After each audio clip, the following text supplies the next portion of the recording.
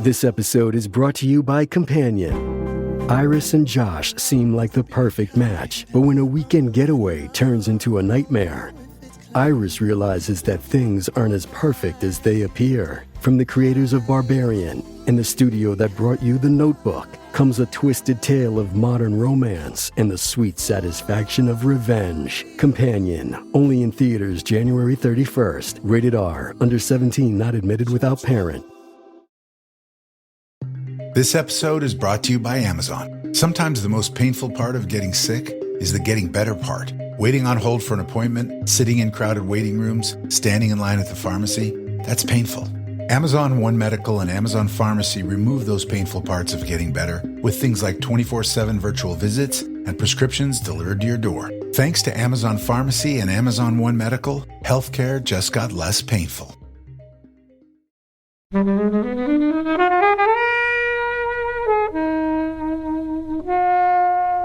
Watching it again made me love it more than I even did the last time I saw it. There's a real sort of operatic quality to the violence, and if you notice towards the end when he's doing the shootout, when he's building up to that mirror sequence, like the gun shots happen on the beats to the music, so it's all done to the music, like it's choreographed, the whole thing. And so it's almost like Baby Driver. Absolutely, yeah, Baby Driver, it's beautifully beautifully done. It is so slick.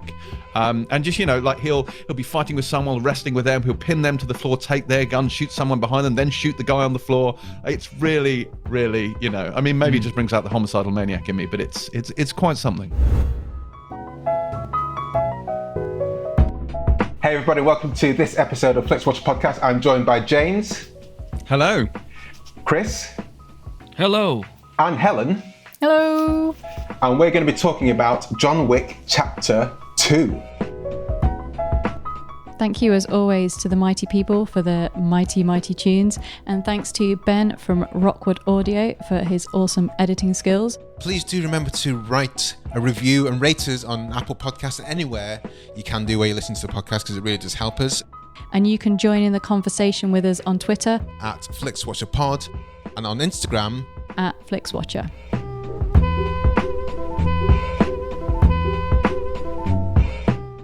Hello and welcome to this episode of Flixwatcher podcast.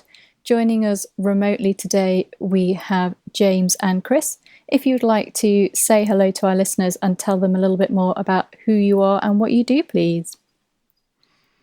Well, where to even begin? I'm James Dyer. I am the, digital editor-in-chief of Empire and host of the Pilot TV podcast. I wonder when you're going to pull it in. Of course. Free plugs. Why else do we do these things? Chris is shaking his head, I can see.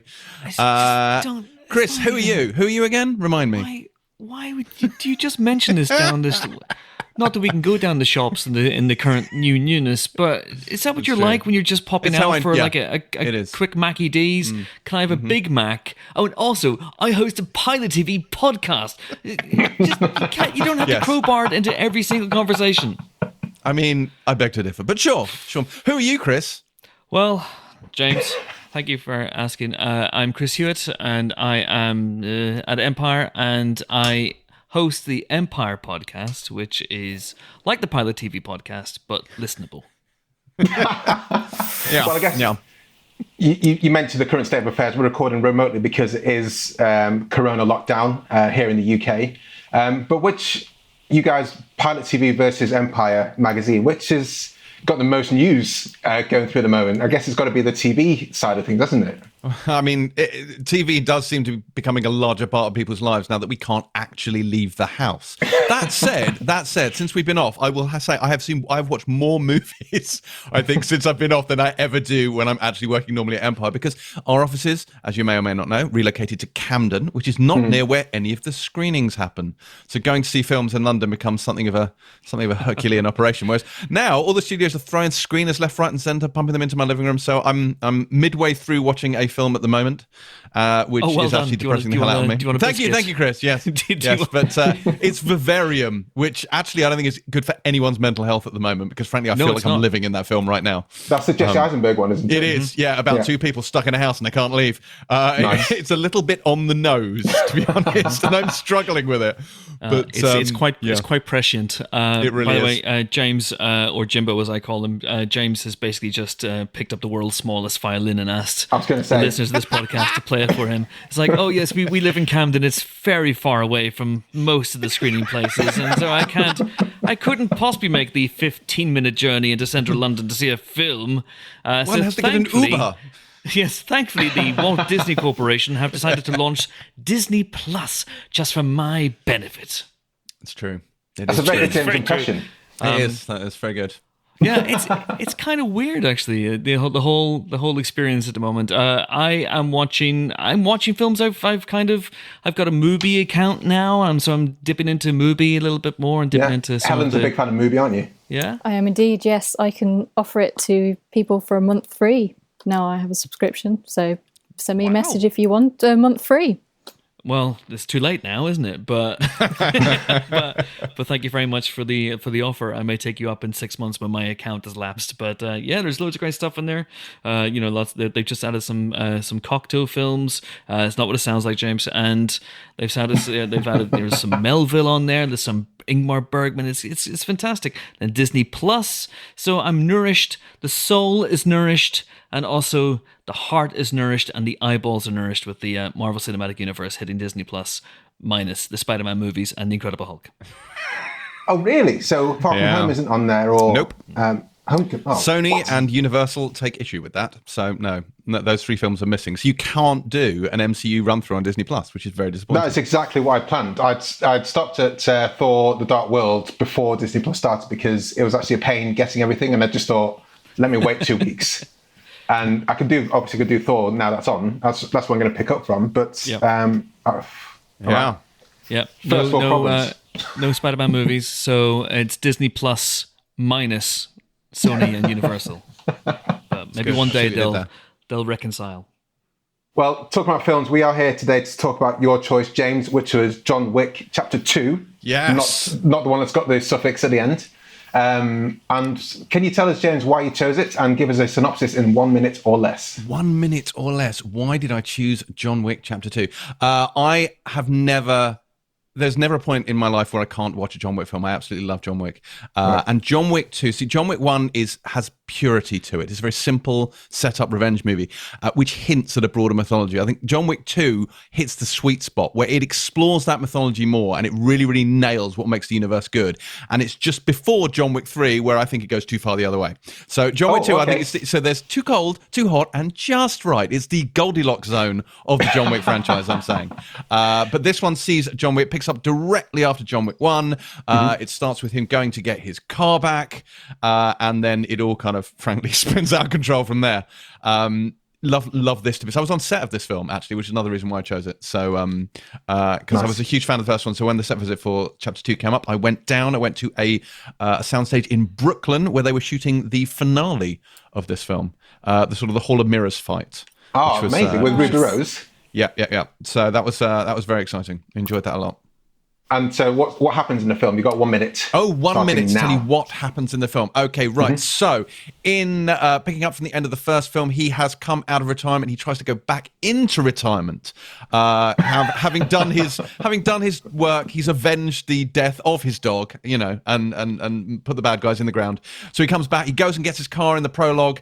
But a guy called Santino D'Antonio, played by Riccardo Scarmaccio, has a marker, has a sort of a promise from John Wick to help him out. So now he's come out of retirement. He has to do one last job, as all hitmen seem to end up doing. So he goes to Rome to kill someone, and it all goes to shit. And John Wick kills, I've just about checked, he kills everybody in the world, pretty much, in this film, in a variety of incredibly violent ways. And it is a glorious symphony of violence, and I love it. It's pretty much apart from John Leguizamo, who turns up to take his car away. Yes. I think he's there because he has to repair his car at some point. The body shop man. Yeah. But I think everyone else, you're right, is dead. Lovejoy's still there. Ah, yes. Ian McShane as Winston, proprietor of the Continental. Here's the thing that bugs me. Winston constantly calls John Wick Jonathan. Now, sure, you could say that this is, it might be a reference to The Last Boy Scout, Chris. It's unclear to me. But the thing with this is John John is not short for Jonathan. It's a completely separate name with a completely separate etymology, and that really bugs the shit out of me that they get that wrong.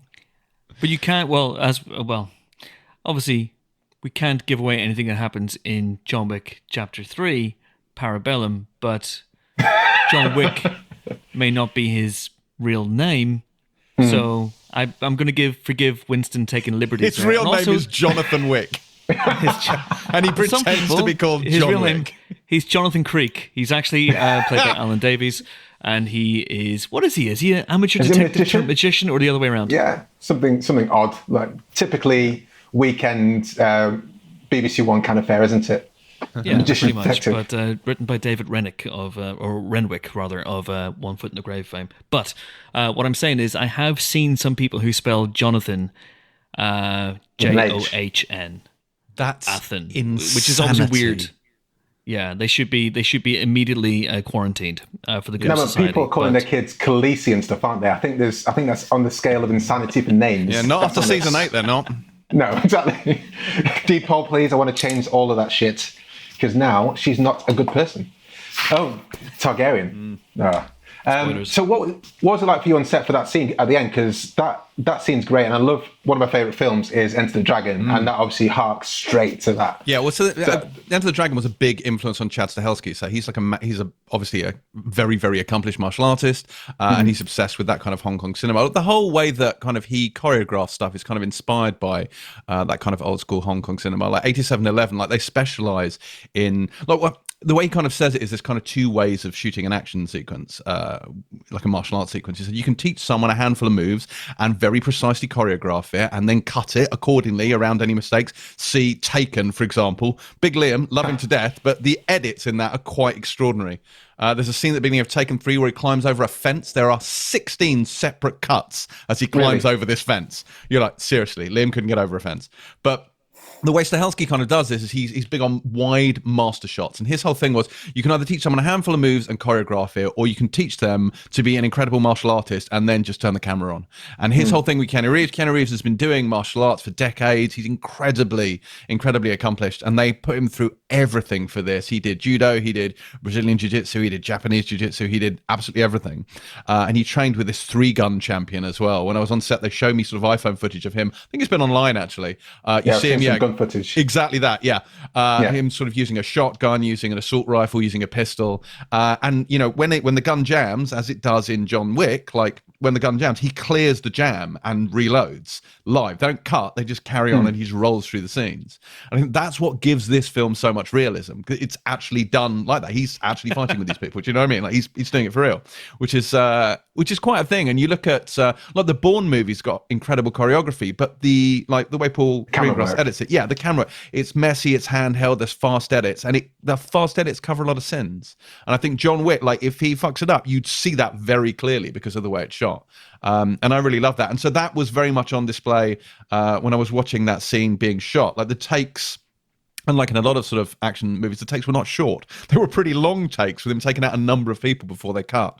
And the sequence where he fights Ares, Ruby Rose's Ares, and she's got that little punch dagger and they do that. I mean, they ran through most of that fight in one go, which was pretty cool. So yeah, it's a great sequence, and it really is an awesome film. And actually watching it again made me love it more than I even did the last time I saw it. Just there's a real sort of operatic quality to the violence. And if you notice towards the end when he's doing the shootout, when he's building up to that mirror sequence, like the gun shots happen on the beats to the music, so it's all done to the music, like it's choreographed, the whole thing. And so it's almost like Baby Driver. Absolutely, Baby Driver, it's beautifully done. It is so slick. And just, like he'll be fighting with someone, wrestling with them, he'll pin them to the floor, take their gun, shoot someone behind them, then shoot the guy on the floor. It's really, really, I mean, maybe it just brings out the homicidal maniac in me, but it's quite something. He has a signature move, which I absolutely love, in that he has this sort of weird double tap thing where he'll shoot someone in the head. And most action heroes would go, that's enough. I've just shot someone in the head. That's usually the man stopper. But then he'll do it again. He'll just go bang, bang, twice in the head. And he has this wonderful way of, this is a podcast, you can't see it, but he holds the gun very, very close to himself and almost uses it as a little extension of his arms, almost like a little T-Rex. And I just, there's something about Keanu's bond with this character that I absolutely adore. If you've been lucky enough, it is made for him, isn't it? Oh, absolutely. These guys, Chad Stahelski and David Leitch, who co-directed the first movie with Stahelski, they and Keanu go way back. Chad Stahelski was Keanu's stunt double on The Matrix. And so that he's known for years they want to get into film directing, and they took their chance with John Wick. They sculpted the character with him in mind. But there's something about him. James and I have both been fortunate enough to be on set of John Wick movies.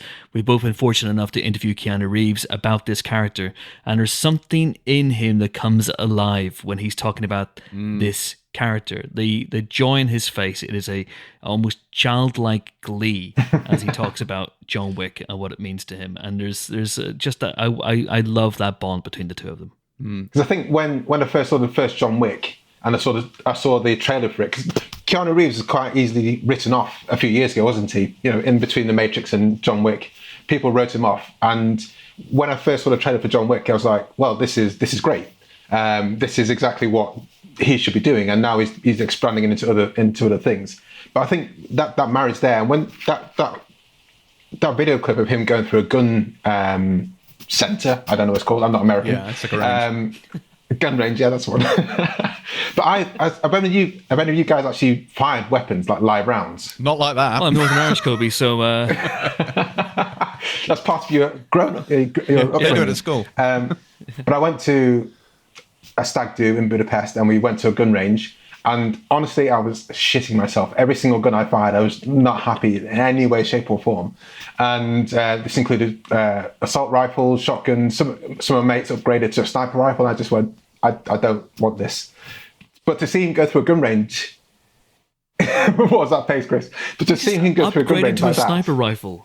Yeah, they paid more money to go to shoot a sniper rifle. I just thought I'd paid my stag do fees. I've done enough here.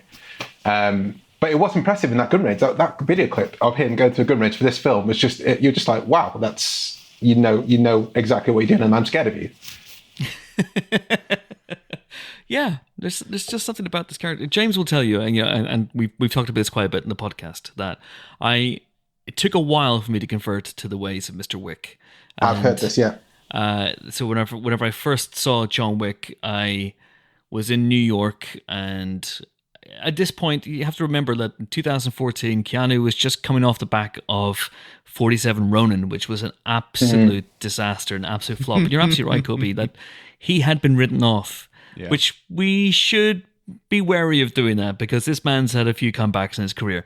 But he'd been written off, and then there was this John Wick thing, and I'm going to go see it, and then I'm going to do the junket, but I'm, not that excited about it. The world's smallest violin again, playing just for me. And, it just seems like a bit like a Taken ripoff in a way. I'm not quite sure what this is.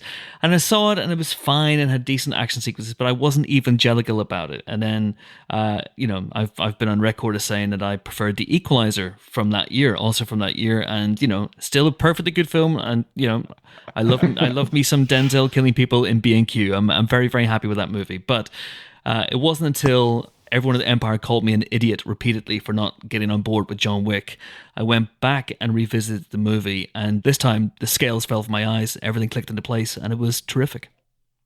Should we do a straw poll? Start with you, Helen. Where do you rank? What's your ranking of the John Wick films? James has put his heart on his sleeve, saying John Wick 2 is his Goldilocks zone. What are your thoughts, Helen? I'm not sure. I mean, I watched it in an unconventional order of 1, 3, and 2, which probably isn't particularly recommended. And it's been quite a while since I watched 1.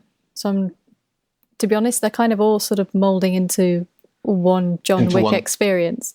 Is that like me and Harry Potter's? I don't know, how is Harry Potter for you? Does it feel? I don't know the difference between the behemoth that is Harry Potter. Apart from the first one when he's very, very young. I haven't seen Harry Potter either, so I can't comment on mine or your Harry Potter experiences. Not for me, that one. I don't know. I think I like certain things about maybe 3 and 1. This one I struggled with the most, but that was maybe because I'd skipped this and gone straight to 3. So basically been faced with the sort of the OTT level of John Wickness before going into sort of the middle ground next step version. So I'm not sure. Come back to me. I'll have a think. James. Hello. Do you want to confirm your order? I mean, it's difficult. Like I love them for different reasons. I think John Wick 2, as I say, I think hits the sweet spot. I think John Wick 3's problem is it goes too heavy on the mythology, and I don't think it really works. And I think the plot doesn't really drive it in the same way. I mean, the first one is a really simple premise, and I really like it. The down point. The only downside to the first one that I have is, without spoilers, is something that Chris, this was actually one of Chris's comments when he first saw it, is that John Wick is this ultimate badass who cannot be beaten. Except in the first one, he needs help. On a variety of key points, he kind of needs help. And I think you lose that kind of like, he's the Baba Yaga, he's the boogeyman. Whereas in the second one, he is an absolute force of nature. He's completely unstoppable. And the second one, I think, is the slickest of the 3 as well. I think it's so stylish. From the sort of Tony Scott-esque subtitles. I love the fact that Ruby Rose does everything in ASL. I think that's absolutely stunning. It's just brilliant. And like just there's moments like when they're walking through the subway and he and Common are exchanging silenced gunfire and no one around them realizes this is happening. And they're just shooting wildly at each other. Missing, I might add, world's greatest assassins. But nevertheless, it's just absolutely stunning. And the idea in this one that kind of, it delivers on the promise of the first one. The first one hints that there's this world, there's this sort of subculture underneath the society that we live in, and this one really delivers on that. It shows you that anyone can be an assassin. When the bounty goes out on John Wick's head, you get everyone from the busker to the homeless person on the street. Everyone turns out to be an assassin. The 2 cleaners in the station, and then you have this other layer, which is the Bowery King, Lawrence Fishburne. Of all this sort of homeless people, there's another sort of society under that, and it sort of really delivers on that. I think the third one makes the mistake of kind of fumbling the ball slightly when it comes to the mythology, which is why I think this one kind of really nails it. Chris, what are your thoughts then? Yeah, my thoughts are very simple. 2, 3, 1. That's my ranking of the John Wick trilogy. 1, 2 in that order, order of preference. Yeah, definitely. 1 is fine. It's better than I thought it was whenever I first watched it, but it's still a very, very brilliantly choreographed action movie. But it's still a very by the numbers man wants revenge plot. Yeah. And I actually like the fact that this dials into the mythology a little bit more, and it gets a little bit weirder, and it has a feel and a world. The world building in this movie is great. The world building in 3 is a little laborious. And I wonder if the fact that Derek Kolstad, who wrote the first 2 movies, wasn't as involved with the third movie. I don't know what happened there, whether he just went off the project or whether he was working on the Continental TV series. Who knows, but he didn't write the script alone for Chapter 3, and I wonder if maybe that meant it just got a little bit muddled. But the action scenes in 3 are astonishing. The first 30 minutes of 3, not to give it away, obviously, but the first 30 minutes of 3 is as close as I think an American action movie has come to the glorious balletic insanity of something like a John Woo movie or one of Gareth Evans' Raid movies. It's incredible. I wonder when the R word is going to get dropped. Yeah. Well, very much, especially with John Wick Chapter 3, that's a real consideration. But 2 for me is pure. It has a really pure storyline. The action sequences are fantastic, and it has one of the great endings in modern action cinema for me. I think 3 turns into a bit of and this is a term I learnt after watching the travesty that is The Rise of Skywalker. It does turn into a bit of a fetch quest in some places. He has to go to Morocco to get a thing, to come back to get another thing. Yeah. And it's a fetch quest. Yeah, and that thing is tedious, but I still think, for me, it's 1, 3, 2.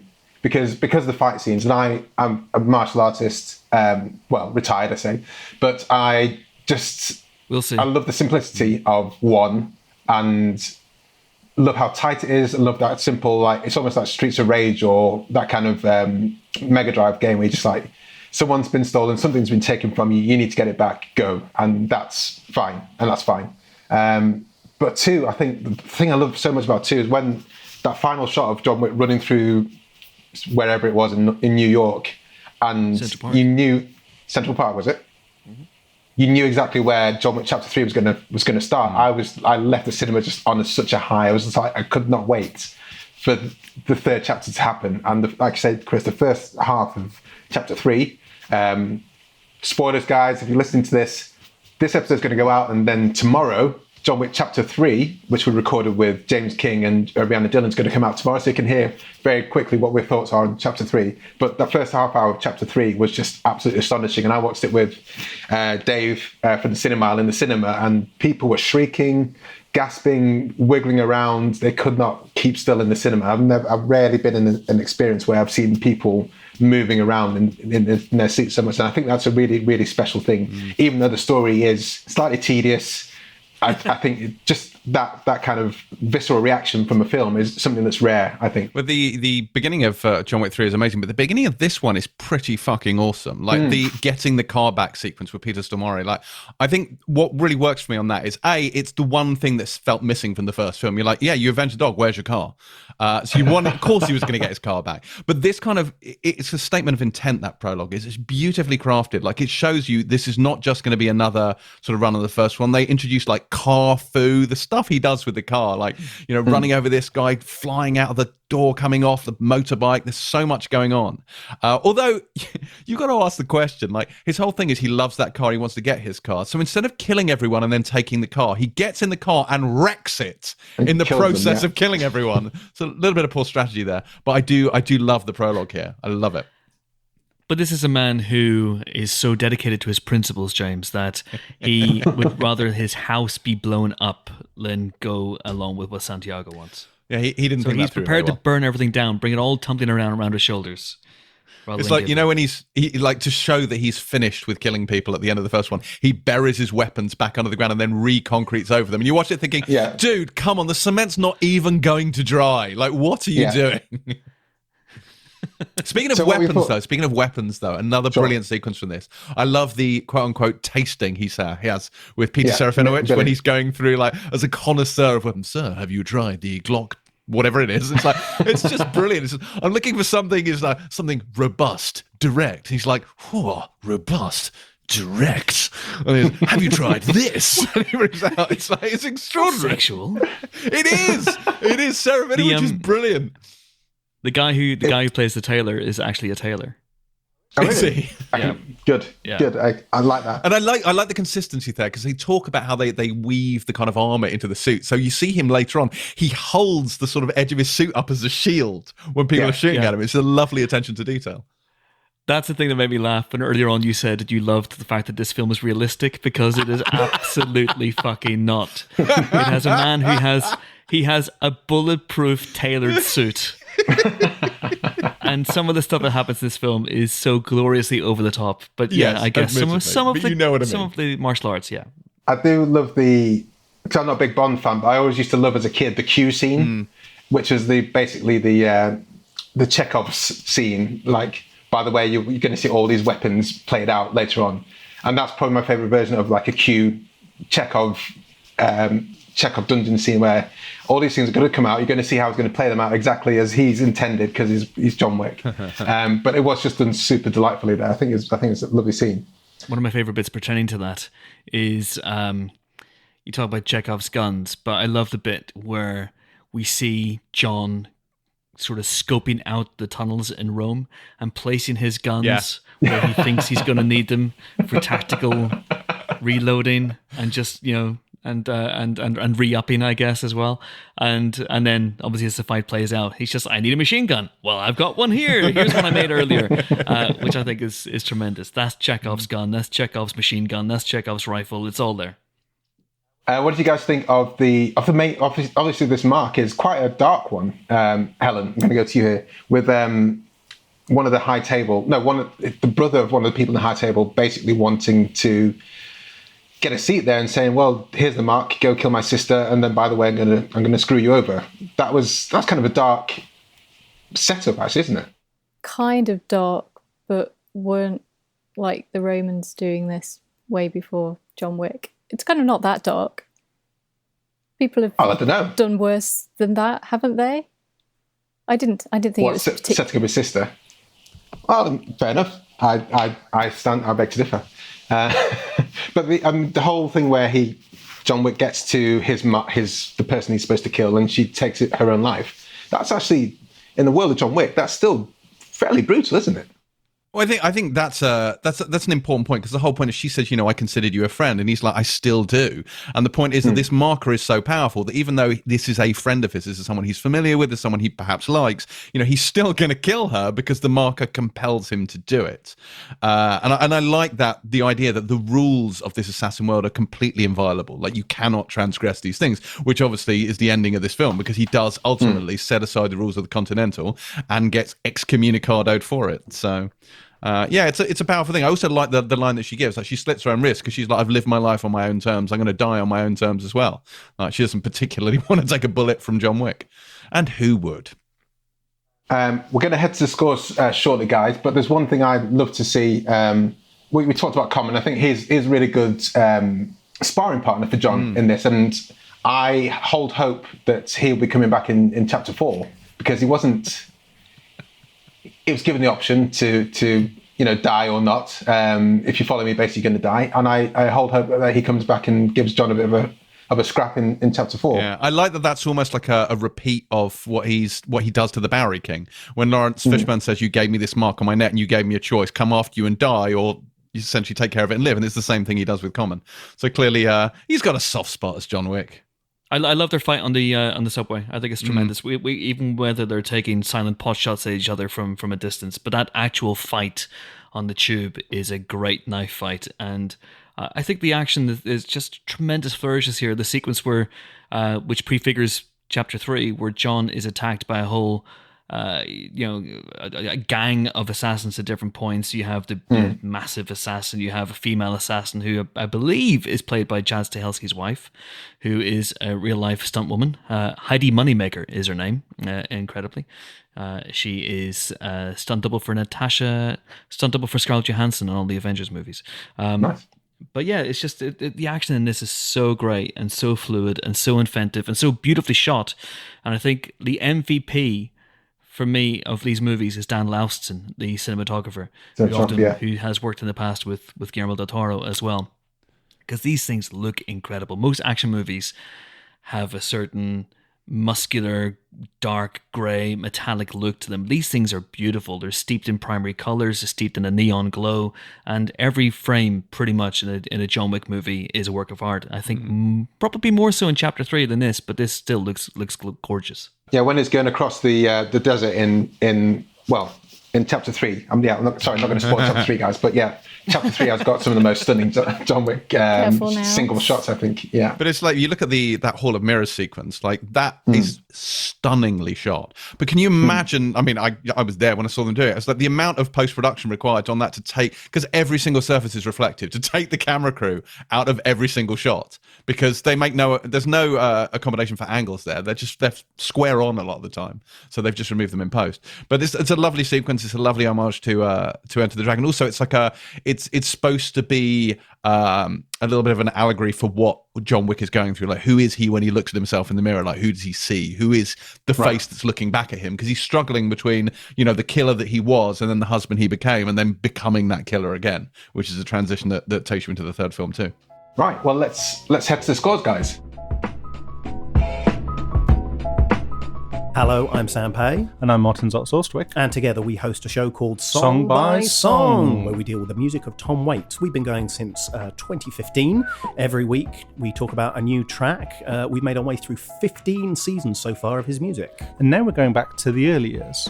And if you haven't listened to Tom Waits before, it's not the growly stuff. It's not the stuff where he's hitting an automobile with a bone for percussion.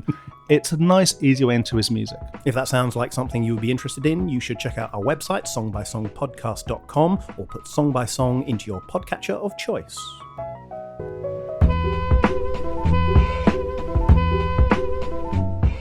Don't miss out on the last few weeks of football action with Prize Picks, the best place to win cash while watching the playoffs. The app is simple. Pick more or less on at least 2 players for a shot to win up to 1,000 times your cash. Download the Prize Picks Daily Fantasy Sports app today and use code FIELD and get $50 instantly when you play $5. That's code FIELD on Prize Picks to get $50 instantly when you play $5. You don't even need to win to receive the $50 bonus. It's guaranteed. Prize Picks, run your game. Must be present in certain states. Visit prizepicks.com for restrictions and details.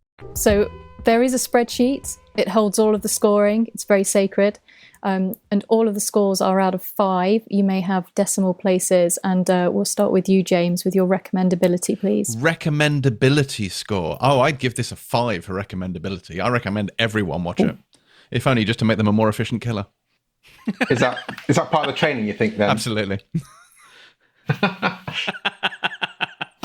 Fine. Of course, if you are an international assassin and you want to come home at the end of the day, this is perhaps not the movie to watch to unwind.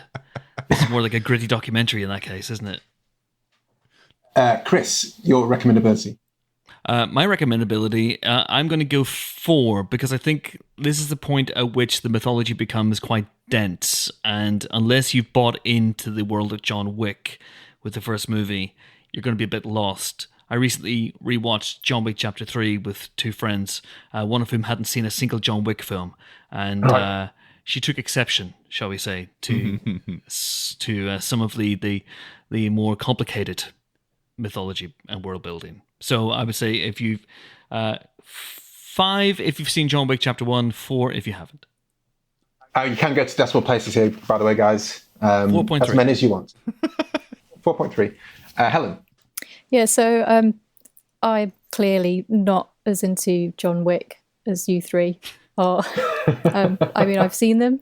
I'm kind of glad that I've seen them. But I like Keanu. I kind of like what they're doing, but I'm sort of very much one time is kind of as far as I'm going to go. So what I did do is look back into my scoring for John Wick 3 to make sure that it aligns accurately so that I don't end up scoring this lesser or higher in comparison. So let's just say John Wick 3 was lower than what I'm going to give now. So I mark this up. But guys, still listen to the next episode because Helen will divulge her scores properly. I'm not going to give you all of them. This one's the important one because this one gets more points for the mirrors scene, whereas John Wick 3 lost points for excessiveness. So this will all make sense when you listen to the third one. It will make sense at one point. Yeah, okay. Anyway, 4. So, what, 4? Yeah, I'm going to go... I can't remember what I scored last time. I'm not going to check, but I'm going to say 4.1 here. I think they're all amazing, really good films.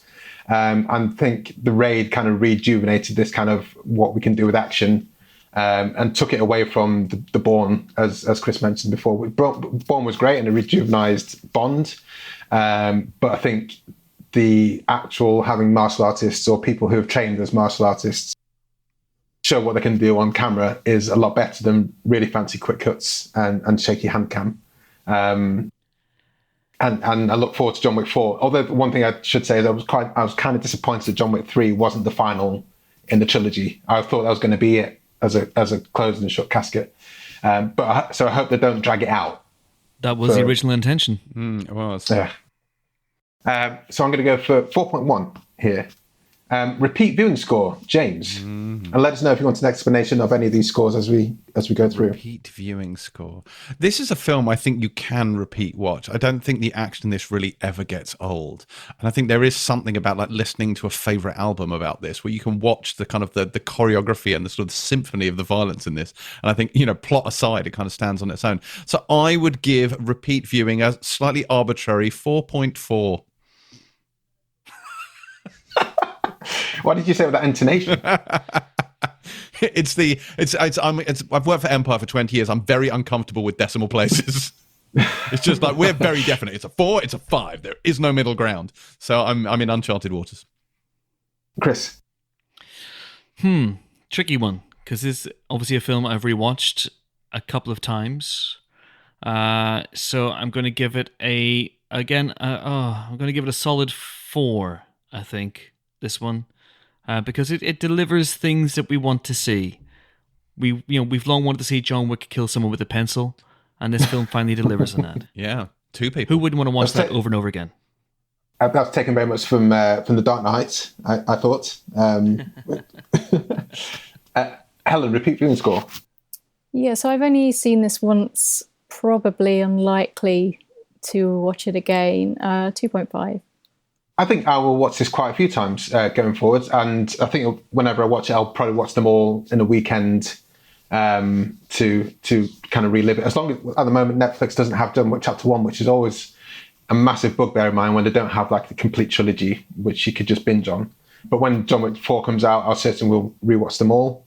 So 4.2, I think. Small screen score. James, do you want an explanation on this? Small screen score. So how well it works on the small screen as opposed to the cinema screen. It definitely loses something, I think, in the translation. That said, my TV is pretty huge, but it loses something, I think, when you take it out of the cinema. I certainly don't think it's something you could easily watch on a phone. It's also worth mentioning the catacombs fight is very, very dark.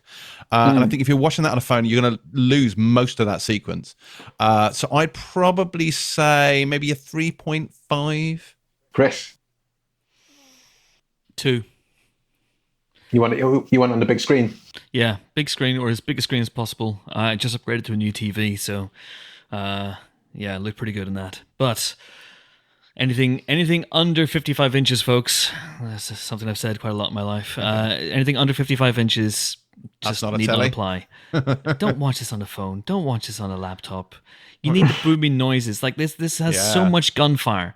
The room, the scene in the catacombs is ridiculous in the way it just it's almost deliberately. In fact, it is deliberately overblown. Yeah.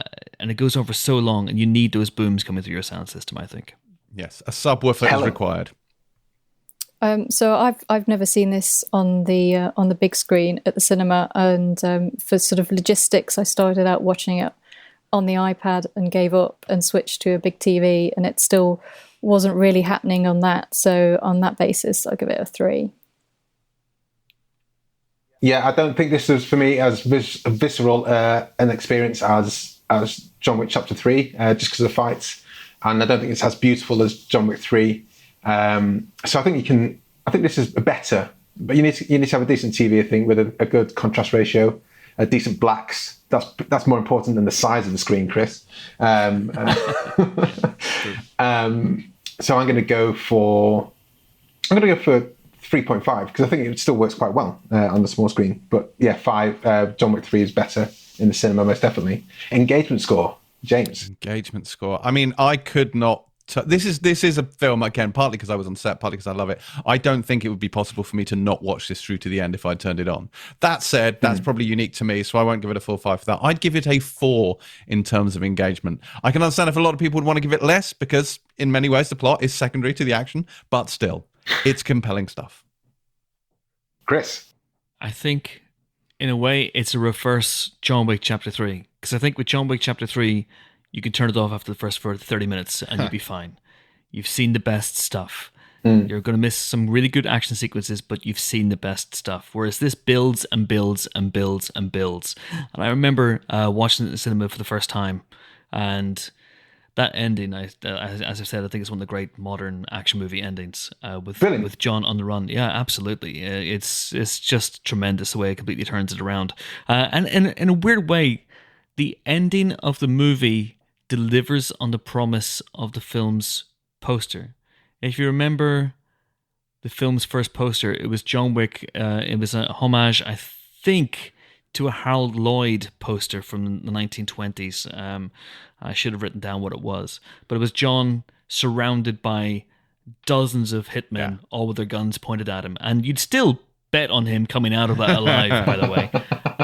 And it's one of those weird things where the film doesn't really give us that until the end of the movie. It's one of the best setups for a sequel I can remember, with John on the run with his dog, given that 1 hour of grace by Winston, and suddenly everybody in New York could be a potential assassin. I think it's terrific. And also, don't forget that amazing word, excommunicado. John Wick is excommunicado, which is why I would give this an engagement score. It depends probably where it is when I turn it on, but yeah, it's a solid 4.65 for me. Really going into the decimals there. Love the decimals. I've attempted to watch this 3 times, and it was a bit of struggle. So I don't know if that's to do mainly with having watched the third one. So the kind of excitement wasn't particularly there. I'm not really sure. So yeah, I did struggle to really get into this one. Whereas with the first one, I think it was so fresh for the first time, and just you're trying to keep up with the body count. It's kind of keeping your brain ticking over. Whereas having seen the third one then, which is basically everything on there is completely unavoidable because it's so in your face. And then watching this was a bit of a step down. So I'm going to go for a 3. So basically, don't watch them out of order, I think. I mean, you said body count there, Helen, and that's a question I meant to raise before. John Wick must have one of the highest body counts on him for a cinematic character, right? He must do, for like actual kills as well, because a lot of the time, the thing that the big joke in Terminator 2 is kind of like, people don't die. It's not a massive kill thing, but in this, they actually die. Yeah, they should do as a result of their actions. He kills 77 people in John Wick. He kills 128 people in John Wick 2, and I think it's dialed down slightly in John Wick 3, and I think it's 94. So That's the grand total is 299 dead people. Oh wow! I wonder, do you reckon they wanted 299 specifically? Who knows? I mean, really, you just think you couldn't have killed one more person. Do we think he's going to kill just one person in John Wick Chapter 4? Yeah, and that's it, and he's done. We won't say who that person is in case we give it away. But then when he does, like ticker tape comes out, and he gets a medal for his 300th kill. Yeah, someone comes on and gives him a car. Yeah, why not? A certificate to frame. Yeah, he gets like a free year of shopping at the Assassin's store. That sort of thing. He gets like a trolley dash. You've killed 300 people. Gold coins just start churning out of machines all around him. Well, let's talk a bit about the gold coins, because this is one of the things that kind of annoyed me about 3, was that in 2, the gold coin could be used for like a penny chew, and also could be used for a Ferrari. Like there the conversion rate is problematic, isn't it? Because it pays for a night at the hotel, but it also buys a round of drinks. You're like, I'm sorry, what's this worth? It's very unclear to me. And I think in 3 they try and bog themselves down and try to explain what it's worth a bit. And I was just like, no, I kind of like the amorphous nature of this gold coin phenomenon thing. But I love it. Also, we don't know whether he gets loyalty points at the end of the Continental a lot. The Continental Club card. Yes. Why not? Absolutely. Although, what sort of review he'd give it on TripAdvisor, I don't quite know. But I do like the Continental Rome. I really think that's a classy hotel managed by Franco Nero. I think I'd miss Lieutenant Daniels. I can't remember his name. Lance Reddick. Lance Reddick, yeah. I think I missed Lance Reddick not being at my home. Hot John Wick fact for you: the Continental in Rome was the first continental hotel, and it's been around for 900 years. That's a fact for you. Isn't there supposed to be a TV series based on the Continental, which I'm all up for? Yeah, that's right. Yeah. That's what they're planning. Whether they get there or not, I don't know. But is that like a behind the scenes where they're like cleaning out the bedrooms and talking to the it's dirty, waiting pretty staff things, but and with silencers. It's like that Claridge's documentary, but with a Continental. So you see the guy in the elevator going, "Oh God, more professional assassins today." Can't get away. My engagement score, I'm going to go for 4. A great standard film. I think it's great. I can't think of any other adjectives apart from great right now. And that gives us an overall score of 3.75938. Wow. So for your benefits, guys, John Wick Chapter 3, overall score. John Wick 2 scores higher. As it should. Which is... I think that makes sense. So we go to the Twitter. Have you guys got the Twitter links up?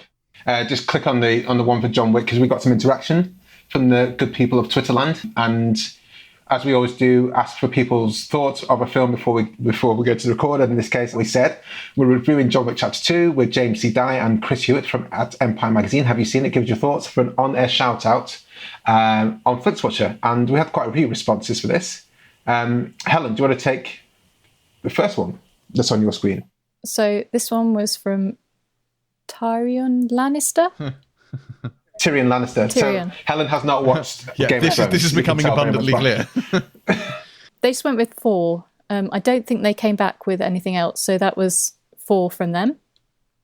Do you want to go for another one then, in lieu of a full-on comment? Yep, movie reviews in 20 Qs podcast, 4 stars. Mm-hmm. A solid flick that doesn't exactly reinvent the wheel.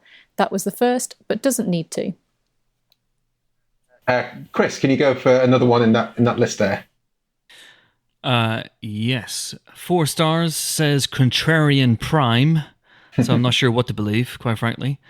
Massive improvement from the original, more interesting mythology, better action, better opponents, hell of an ending. Actually, I do know what to believe. This Contrarian Prime has seen right into my soul.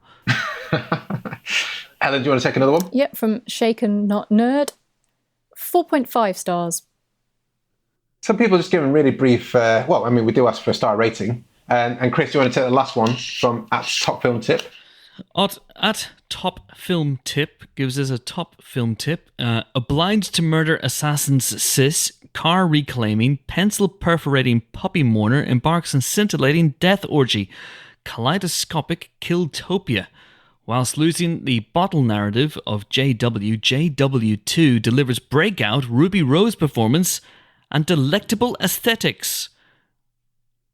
And then lots of little emojis. There's an Italian emoji, Italian flag emoji, and then a laser gun. So there's 4 Italian emojis out of 5 laser guns, it seems. Marvel the Martian laser guns. So 4 out of 5. That's an amazing way of assessing a film.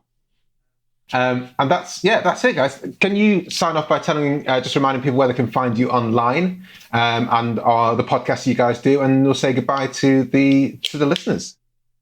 Sure. You can find me on all the Twitters at James C. Dyer and on Instagram as well.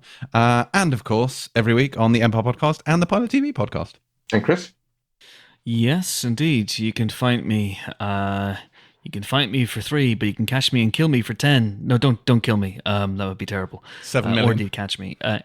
You can find me on Twitter as at Chris Hewitt. You can find me on Instagram as at CTAH1976. That's very catchy, I know. And you can find me every week hosting the Empire Podcast and sundry spin-offs. Well, thank you very much, guys. Bye. Bye. Enjoyed this episode of Flixwatcher podcast? Why not leave us a 5-star review on iTunes? You can also follow us at FlixWatcherPod on Twitter, and we're at FlixWatcher on Instagram. Thanks as always to the mighty people for their mighty tunes, and Ben from Rockwood Audio for his awesome editing skills. If you're looking to get your podcast edited as sweet as this, get in touch with Ben, and that's Rockwood, ROKK Wood Audio. Tell them Flixwatcher sent you.